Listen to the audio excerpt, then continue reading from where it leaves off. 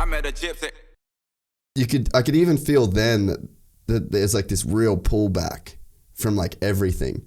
And I don't know, man, like maybe he just, like, we don't obviously know what he went through. Like, No. the kid was a superstar. Yeah. But on like a crazy level too. And it's like, I wonder how much just really affected him over those years, you know? And that's what I, like earlier saying about like how I started, and really what put me on my back foot and made me want to hold people at bay.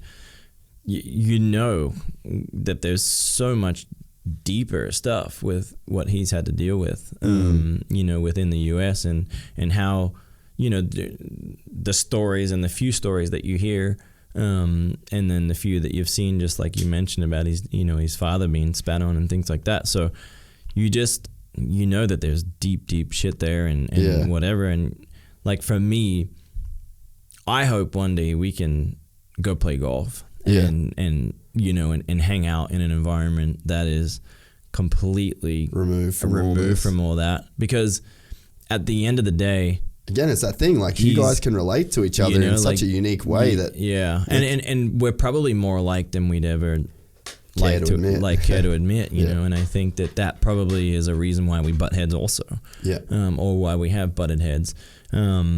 But for me, it makes me really happy, like when I see, the rare picture of him with his kids and stuff like that. I mean, he generally looks, like he's a good dad, and for me, that's what it's about, at this point in his career in life. And he's one of the baddest dudes I've ever had to race, and one of the baddest dudes ever to swing a leg over a bike. So proud and pumped that I got to, kind of live and experience that. He motivated me day in and day out for over 10 years.